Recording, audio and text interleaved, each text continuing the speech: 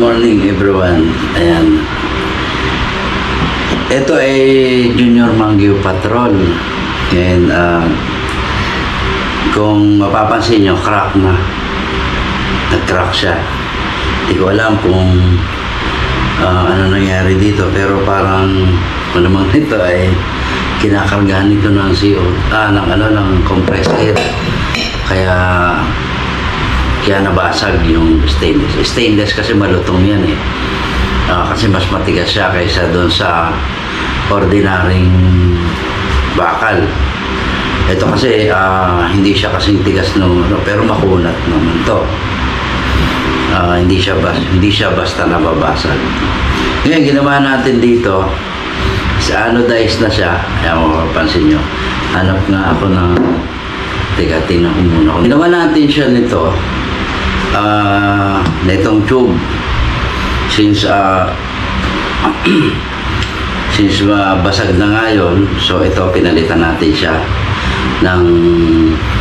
ng tube from Taurus. Yan, yung Taurus nilagay natin. Tapos since conversion na siya, nilagyan natin ng netong offset na made of T6 alloy. Ang ginawa lang natin dito, kaya siya, inanodize na natin. So same din dito, siyempre kailangan mo ng mga thread dito. Pero ito pa rin yung stock na valve. Pinalambot ko lang, kaya kung mapapansin nyo, ayun, kahit ito, ayan, kahit ito pwede na. Madali na siyang So ang i-apply nating output dito is 1,200 lang. 1,1,2,1,2 kasi ganito na nga. Sobrang lambot na siya. Konti ang pukpok lang na hammer, malakas na siya. So mamimili na lang yung kung 3-cock o 2-cock yung gagamitin niya. Kasi kalimitan ng first, doon sa ibang ay parang safety lang. So kung sa first cock lang, medyo malaki na yung angat, pwede lang yun yung gamitin. Hindi ka na magse-second cock o third cock. So ito, ginawa natin siya nga. At hindi pa ito yung permanent niya, wala pang regulator, no? Kasi ito, yung tank na nandito. Hinintay pa natin dumating yung, siguro mamayang hapon o bukas, darating na stock natin yung tank na para doon sa regulator natin lalagay. So ito muna, para makita nyo na kung paano nabuo. Ito muna ilalagay natin sa kanya. So yan. Anyway, maganda rin to. Ito sa mga gusto nung may iksi.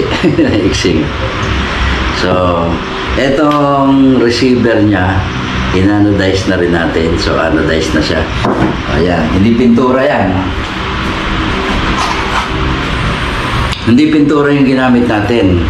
Anodized talaga. Kaya kung makikita nyo yung number, ganun pa rin, litaw na litaw. Di kaya lang, nagkaroon siya ng protection, permanenteng kulay. Ito kulay kasi na to, hindi siya pumapatong sa ibabaw lang. Siya, sa aluminum siya talaga, pumapasok yung kulay na yan. Ayan, makikita nyo parang walang pinagbago. Yung kulay lang. Yung alloy, naging anodized yung ibabaw. Yung ibabaw na part ng aluminum. So, para lang ito, makita nyo kung ano itsura niya pag buo na. Ayan.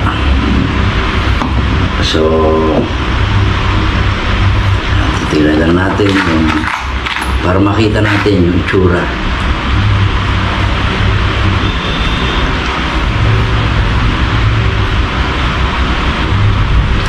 Hindi ko na masyadong iikpitan ito, yung para na mag-stick siya, para makita nyo kung paano lang yung itsura niya pag nabuo. So bago natin lagay yan, ilagay natin. Hindi ko pa nga natatanggal to aalisin to. At dito may pa siya, siguro ginagawa niya side dito. So ayan, importante kasi dito is anodized na siya, buo na siya, para ma-prepare natin yung iba. Hindi naman ganun kadali yung gagawin talaga. Inuna ko lang magawa yung ayan, higpitan natin ng konti dito. Ito po ay Mangyo Patrol, kagaya pinapakita ko yung receiver, nakalagay naman sa kanya. Junior Mangyo Patrol. Yan. So yung kumagat ng konti, ayan, hindi na siya dating iipitan, bubuin lang natin. Kasi kulit yung barrel. Ayan. Doon kasi sa ibang kasya, sa ibang ginagawa natin kasya siya. Yan, dito muna yung barrel. Ayan, ngayon, luwag na luwag yan. Ikot-ikot siya. Ito kasing na ito, yung adapter niyan, standard dyan sa regulator. Ayan, kung makikita nyo, dapat na dapat naman siya. Standard dyan para sa regulator. Ayun. So ayan siya, halos buo na. Bumababa kasi wala yung yan. So ilalagay natin. Ito yung magiging itsura niya. Anodized na, pati receiver, pati ito. So medyo nagbagong look talaga siya. So ayan. Ayan na siya. Ayan na siya. Ito ganyan talaga siya. Pantay na. Pantay yung niya. Ano lang kasi yan, medyo malubay itong sa barrel. Wala naman tayong binago sa butas na ito, ng receiver. Talaga lang. Pero yan, talaga nahuhulog lang sa haba ng barrel. Yan yung totoong niya, size niya. Kung makikita niya, pantay naman. Pag tinignan niyo dito, pantay na pantay rin naman. So ayan na siya. Talagang hindi na siya magagamit kasi basag ito. Ayan, makikita niyo yung tube niya. Ayan, basag na basag mula dito sa puno hanggang doon sa dulo. So ngayon, wala nang kakaba-kaba yan kasi ito na. Ano pa kasi dyan is ito pa, i-adapt pa ito. Itong kanyang lagayan ng tornilyo, i-adapt pa yan dito. So susukatin pa yan kung saan siya ilalagay. Tapos mapipilitan na naman ako mag-welding na ito. Kasi magiging welding na to, hindi na ganitong hinang. Pwede rin naman na hinang. Dadalhin ko pa ito dun sa naghihinang ng radiator. Hindi naman kasi tayo naghihinang. Kung pa-welding, mas matibay. Mas matibay siya. Makikita nyo yung tube na inilagay ko malaki. Pa-ispat na siya ng i-ispat na to. Yung bakal naman to, lilinisin lang maigi. I-ispat yan ng stainless. So stainless yung kabilaan na gano'n. So dapat mas maganda kung kasintaas din siya nito. Kaya lang medyo may kalang to kasi nasa ilalim yung Pero anyway, hindi ganun kabilis. Kaya yung update hindi araw-araw. Hindi ganyan kasi hindi lang itong ginagawa natin. Marami yan. Nakasalang pa yung iba. Sa pa natin kasi kung lahat yan ang gagawin natin, lalabas tayo, magiging magastos kasi dadalhin pa natin sa maghihinang. Hindi naman palaging may naka-prepare ako na welding rod kasi hanggat maaari ayaw ko nung ganun magwe-welding pa ako. Hanggat maaari ayaw ko nung ganun na may weldingin ako sa isang parte na kaya lang ito, since ito dumating nga at yun nga, nasabi naman niya sa akin dati na papalitan ng tubo. Kaya lang, siyempre may mga kausap kasi tayo na ibang rin na JR Mangyo rin. Nalalaman ko lang ulit niya kasi hindi ko naman nililista Hindi naman kasi dahil tumawag sa atin yung isang tao is nakalimitan kasi kung may tatawag sa akin mga 10, mga magmamaterialize dyan, mga 7 lang, ganyan. O 6, yung iba dumarating pa after mga a month, ganyan, parang inaalam lang yung price, parang kaya yung ko kung saan ipapadala, hindi ko kagad binibigay Kasi sayang lang eh. Tapos sasabihin mo, sir, padadala ko na, nawawala yung address mo. Ganun. Kaya kung kailan ipadadala, tinatanong ko kung kailan plano ipadala. Kapag ipadadala na, saka ko binibigay yung address ngayon. Kung halimbawa, next week, kasi tawagan mo ulit ako next week. Tapos, para malaman, kaya lang since ito dumating kaagad na nakita ko lang nung ginagawa ko na hindi pala pwede ito na diretso pa lang gagawin. Marami pa palang gagawin dito, gagawa pa nito. Alam niyo naman ito, iti-thread mo pa yung offset dyan, iti-thread mo pa rin yung kabila. Kaya natatandaan ko hindi ko na-expect na darating ito. Sabi ko nga, i-charge na lang natin kung ano man yung idadagdag at saka ayusin. Kasi yung conversion, yung conversion na diretso, puputulin mo lang tapos i-adapt itong offset at saka regulator at saka tank. I-adapt na gano'n. Pag ganitong JR Mangyo, pinipin ko lang yan.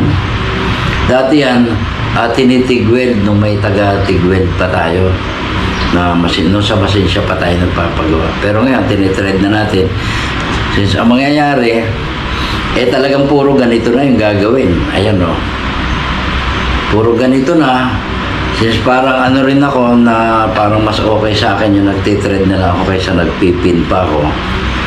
Maliban lang doon sa mga eskopeta kasi iba po naman makikita nyo talaga ang trademark nila is yung pin. So pin din ang ginagamit natin doon sa mga tanso kasi receiver nun. Kaya lang since ito napakatigas din po butasin yan para mag-pin. Hirap ang dyan, hirap yung pambutas dyan. Kahit dun sa talim, kalimitan, experience ko, isang gamit, palit ka na. Pag nagamit mo isang beses yung talim mo, yung milling bit, sa susunod, magpapalit ka na nun kasi may magkakabungi na yon. Hindi na siya, kasi nga sa tigas na itong, kaya iniingatan to hindi ako nagsasalang sa machine nito. Kasi pag sa machine, ipitin siya. Ipitin siya, gano'n. Doon nagka-crack kasi matigas to Matigas tong stainless. Pag yan natupi maigi at naipit maigi, may possibility nagkakaroon ng damage, nagkakaroon ng crack.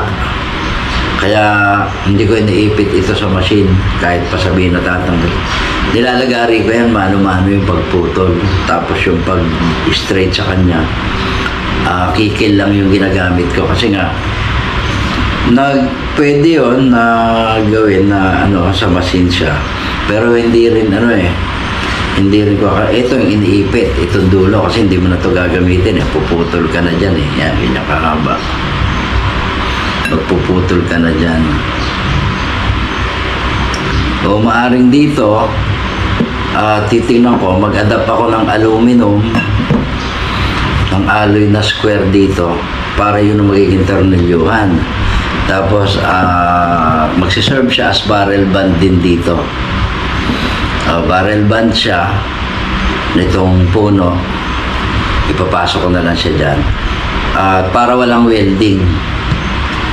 Kasi ako rin ako yung magwe-welding pa ako pag sakit sa mata pag welding mo gano'n parang uncomfortable kasi yung welding machine nakatago lang dyan tapos ilalabas mo para nang gawin to kasi liligpit na naman. So pwede kong gawin gano'n.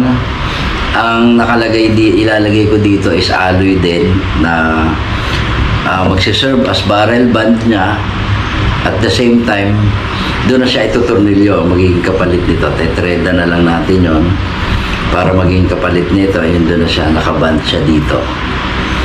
So, ganun yung plano natin gawin sa ngayon. Titignan ko dito kung kaya hindi pa po ito talagang tapos. Pinakita ko lang sa inyo kung ano magiging itsura kapag yung isang JR Mangyo ay kinonvert sa PCP. Ayan, ganyan po siya. Sa atin, ina-anodize na rin natin yung receiver, anodize din yung offset. Para ipantik sa inyo man niya kahit sa tabing dagat, may protection yung aluminum. Alam nyo naman, takot takot sa alat yung aluminum eh. Hindi bali yung bakal eh. Yung bakal, itong bakal. Pag napunasan mo yan, alis na yung kalawang. Eh, itong alloy, pag nababasa siya ng tubig alat, talagang nagbabakbak yan. Ngayon, kung anodized na siya, kagaya nito, eh, hindi na magbabakbak yan. Pupunasan mo na lang. Kasi hindi yan pintura na pag ganun pag pinunasan mo nagagasgas, ito po ay mismong aluminum yan. Mawawala lang yung anodized na yan kapag mismong kinayod mo yung aluminum mismo. Ganyan. Pag kinayod mo yung kaya yan, pag kinayod mo, lalabas niya aluminum. Kasi yung ibig sabihin, susugatan mo yung aluminum para lumabas yung kasi itong yung anodized eh mismong aluminum yung kinukulayan niya, yung doon sa mismong molecule ng ng molecule nga ba yung tawag dyan, yung mismong hindi siya nakapatong sa ibabaw na surface ng ng alloy, mismong kakagat siya doon sa pinaka yung alloy mismo. Parang magkakaroon niya ng mag-o-open yung mga pores niyan para dumikit sa kanya yung kulay.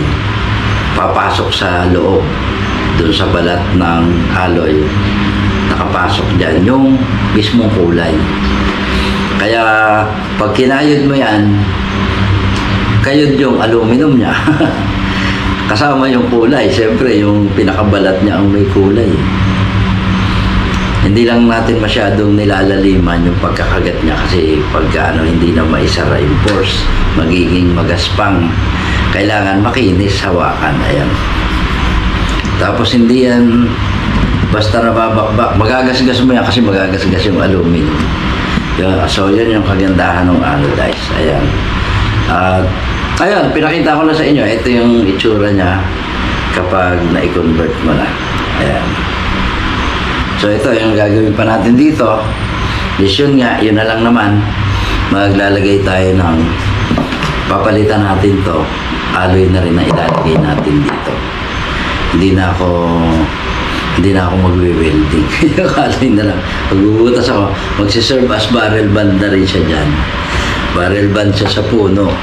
So kahit wala siyang barrel band dito, is okay pa rin. Pero tingin ko may barrel band tayo para dito. Ay, malaki. Hindi yan gagawa pa. Pero instead na dito tayo maglagay sa dulo, dito tayo maglalagay sa puno, magsiserve din na. Kaya, ayun, hindi na ako. Kasi, alam natin, i-charge yung mga, na yan. Kung ano yung makakaganda, since ito may bakal na, dito na tayo maglalagay ng barrel band na, dito. Okay na rin naman to dito sa dulo. Kahit wala na siyang barrel band dito. Total, ganito, ito na lang din ka-exit yung tangke na ilalagay natin. Hindi na tayo maglalagay ng masyadong mahaba. O naman, kung meron naman na available na darating, pwede naman. Ito lang, medyo pa rin, magaan pa rin. Okay pa rin yung weight niya. Pag inilagay mo naman yung kahoy nito, hindi naman kabigatan. Ang cute pa. So, hanggang dito na lang. Maraming salamat sa inyo lahat. At masyadong mahaba yung video natin. May marami pa tayong gagawin. Siningit ko lang para makita. Hindi kasi ako talaga nag-update doon sa mga kasi matrabaho yun. Mag-message ka, wala naman nangyayari. Kaya ito, binibideo ko na lang. Kasi nagbibideo rin naman tayo. Ito na. Pakita ng diretso. Manood na lang siya.